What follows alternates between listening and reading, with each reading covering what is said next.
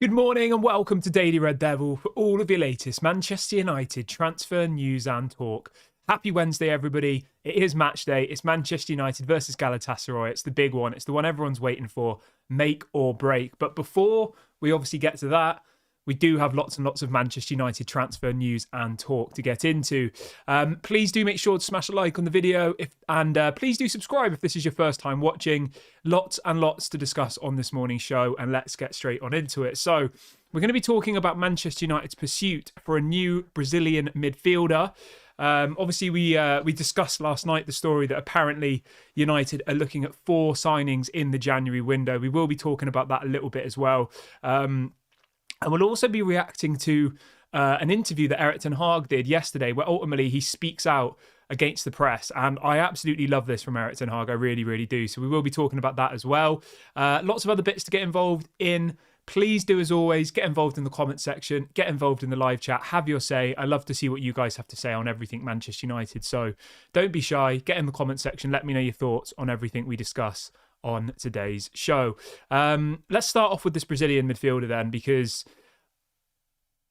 I'll be honest, I haven't heard of this player until this story broke. So this is coming out from ESPN in the UK, in America, and in Brazil. So there's 3 different people reporting this story. The guy's name is Gabriel Moscardo, 18 years of age.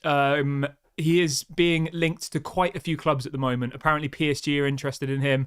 Apparently Chelsea are interested in him.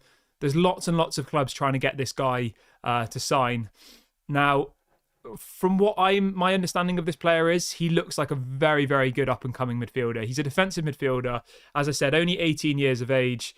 Currently playing his football for Corinthians in the Brazilian league. How many games he played? So he's played 36 games this season in the Brazilian league at the age of 18. So yeah, I mean, that's pretty good, isn't it? He's already in the Brazil under-23 squad. He hasn't yet broken into the first team. Do I think Manchester United will sign someone like this? I don't know. For me, it feels more like a kind of Chelsea signing or a PSG signing or like a Real Madrid type signing. You know, signing these young, exciting Brazilian players before they turn into the next Casemiro or the next somebody of that nature. Manchester United don't really seem capable of bringing in these young Brazilians or Argentinians or, you know, people before they've got their big move and developing them into the next big stars. Manchester United seem to prefer to wait, let somebody else develop them, and then buy them for 50 to 100 million 2 or 3 years later down the line. That seems to be Manchester United's usual method, which I'll be honest, I don't really like. I would much prefer us to be bringing in younger profile players, allowing Erik ten Hag and his staff to develop them. And then, you know, in 2-3 years' time, we might have one of the best midfielders in the world and we could have only paid 20-30 million pounds for them, versus buying Casemiro, who I like, just to be clear, I like Casemiro, but buying Casemiro at the age of 30, when, let's be honest, his best days were probably past him, for 70 million pounds. I mean, it's not really very sensible business, is it, when you look at it from that side? But Manchester United's angle on things is completely different to us as fans. For them, they probably see it as, we don't have to put in any of the hard work. We'll sign Casemiro. He's one of the most famous players in world football. He'll sell loads of shirts. And, you know, it's win-win for them. They don't look at it like, let's bring in these young people. It might work. It might not work. Some will work. Some will end up, you know, leaving, blah, blah, blah. Like, they just want to buy tried and tested. But then even then it doesn't work. I mean, you know, you spend 100 million euros on Antony, and let's be honest, it's not worked, has it? You spend 75 million on Jadon Sancho. It's not worked, has it? The list goes on and on and on, doesn't it? Of us trying to buy these players, and it just simply hasn't worked. So I think we do need to completely change our methods. Let's see what people are saying in the chat this morning. Digital Sports Update, hope you're good, mate. He says, Højlund and Antony are back in the squad for tonight's game. Yes. Let's see what else we've got. Malp says, you thought it was hostile at Everton. It's going to be even worse in Turkey. It's going to be tough. Oh, mate, it's going to be very, very tough. I would say this is probably going to be the most difficult away ground we've ever played in recent years anyway. The other person I wanted to talk about, who someone's just reminded me in the chat actually quickly, is Florian Wirtz. Maybe I've said his name wrong. Florian Wirtz. He is the real deal. I'll tell you this now. If we were to sign this player, it would completely change everything at Manchester United. I could see him as a replacement for Bruno Fernandes. Not immediately. I don't want Bruno to go. I like Bruno Fernandes a lot. But in 1 or 2 years, I think Bruno Fernandes probably will need to have some competition because, what, is he 30 now, I think, Bruno? Let me double check that. Let me just get my facts right. I don't want to make sure I'm not spouting. No, he's just turned 29, Bruno. So he's probably got, I would say, 3, maybe 4 years left at the kind of top level. But then, in all fairness, the rate that Bruno goes, he doesn't get injured. He plays every minute. I think he could go on until his mid-30s easily, personally, Bruno Fernandes. So I'm not massively worried about replacing him, but a club should always have multiple world-class players in each position. And Manchester United don't have any other world-class number 10s, do we really? Let's be honest. We've got Bruno and that's it. And that's why Bruno plays every single game. I know there's people like Hannibal Mejbri. He's not world-class though yet, is there? There isn't really anyone else, is there? And so if we were to get Florian Wirtz, I think it would be an unbelievable signing. And the headline this morning is that Manchester United are apparently plotting a £100 million bid for Florian Wirtz. And then you have a story coming out from Florian Plettenberg, again, the Sky Sports Germany journalist, very, very credible. Plettigol on Twitter is his Twitter if you want to go and have a look. He is reporting this morning that Manchester United are observing Florian Wirtz intensely. Okay. The thing is, though, right, we know what happens with these world-class German players. The book is almost written. He'll go to Bayern Munich, I would say. I'd be very, very surprised if he comes to Manchester United. Bayern Munich will go in for him. Bayern Munich will get him, and that will be the journey. If we could get him, I would 100% go and get him. But I just have this feeling that he's going to move to Bayern Munich. So there's a story here saying that Florian Wirtz is leaning towards joining Bayern Munich over moving abroad when he makes a switch from Bayern Leverkusen. It says Bayern have the 20-year-old on top of their transfer list for the 2024 season. Musiala's future could change the situation, and Leverkusen would want around 120 million euros. So I would be very, very surprised if Manchester United were able to get this deal done, personally. Just because I think a lot of these top German players always seem to want to go to Bayern Munich. Yeah, the thing is, though, right, arguably, Bayern Leverkusen are top of the Bundesliga, I believe, unless things have changed. Obviously, they've got Alonso as the manager. Yeah, they're top of the Bundesliga. They've won 11 games and drawn 1. They haven't lost a game yet this season. I mean, that's incredible, isn't it? So, I don't know. But still, I if I was going to bet on it, which I don't do, I would say that he'll probably go to Bayern Munich, personally. Henrik says, would you rather take Wirtz or Xavi Simons? I'd probably rather take Wirtz, to be honest with you, mate. I like Wirtz a lot. Somebody says, how old is he? He's only 20 years old, mate. He's going to go on to be very, very special. Very special, that Florian Wirtz player. Al says he's a Man City type player. Yeah, he is. Milis says, would you sell Dalot and get Frimpong?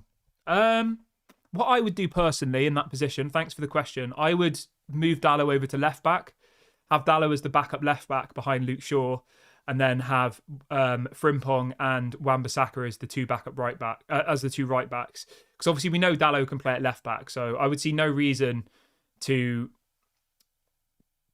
not put him over to the left. And then you would have Dalot and Luke Shaw on the left-hand side, and then you'd have Wan-Bissaka and Frimpong on the right.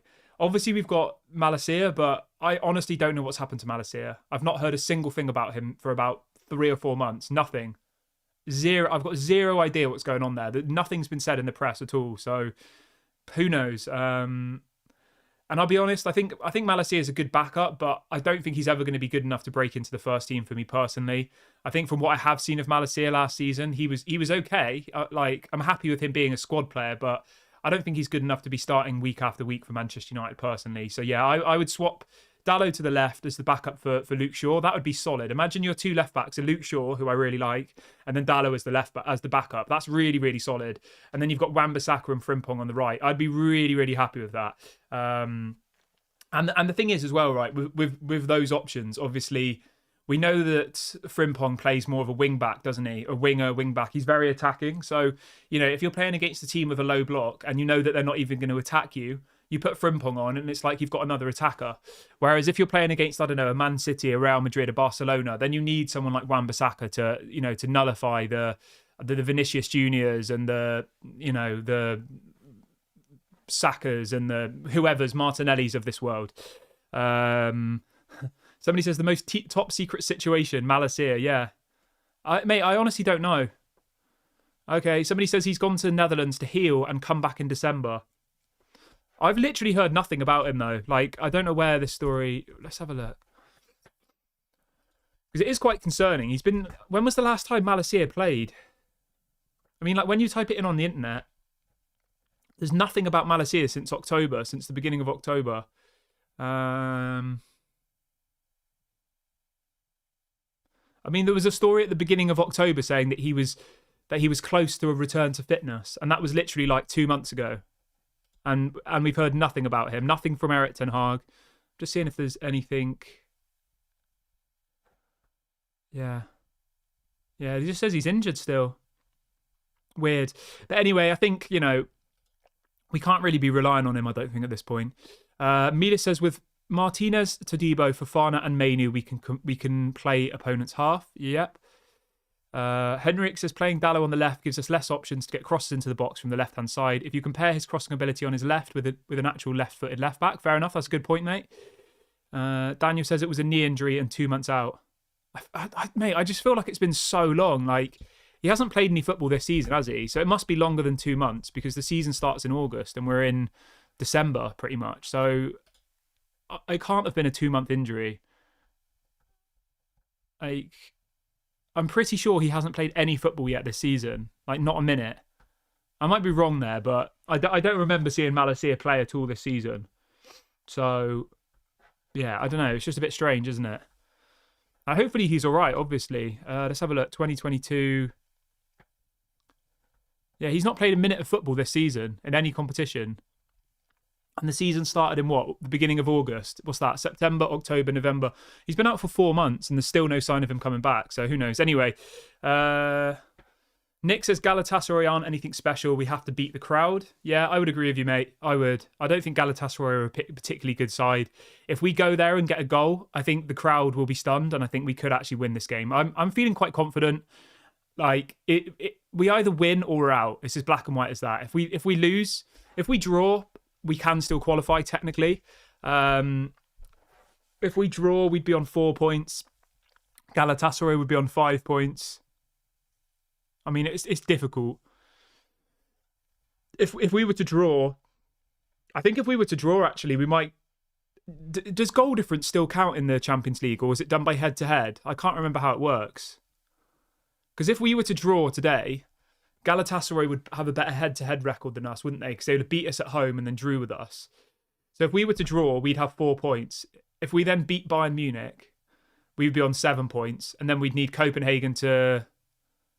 Yeah, so that's the only way that we can go through. If we draw or win today, Copenhagen lose to Bayern today, and then Copenhagen and Galatasaray draw in a couple of weeks' time, then we would go through. So we can technically not win, but I think if you win, you're almost definitely through. It would have to be an absolute disaster for us to not qualify then, because we would technically only need a point against Bayern Munich and we would qualify. So...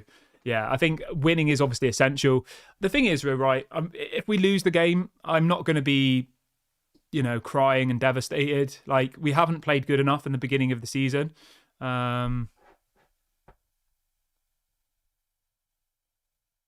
we haven't played good enough, have we? So, Tactical says, "What's your prediction for today's game? Have a great day, everyone." I'm going to say 2-1, mate. 2-1 Manchester United. I think we'll get an early goal. They'll equalise, and then we might get a cheeky one towards the end. Yeah, I'm going to say 2-1. 2-1 Manchester United. But let me know what your score predictions are in the chat, everybody. Mila says Pepe scored yesterday as 40-year-old. Varane, 31, can't play one game in a week. Mark says if we draw, beat Bayern, Copenhagen, then need to lose, and then draw next game. Doesn't matter. We're going out. Don't deserve to go through. We've been shocking. Yeah, I agree with you, mate. We don't deserve to go through at this point, and it would be... We're scraping the barrel, aren't we? Like, we really do not deserve to be in the next round of the Champions League, and I just think that if we did qualify anyway, we're probably just going to... Actually, I don't know. I was going to say we'll get embarrassed, but I do think we're improving. So I'm not entirely sure on that narrative. I'm not going to sit here and say if we qualify, we'll get knocked out anyway, because I genuinely think the team is developing and growing.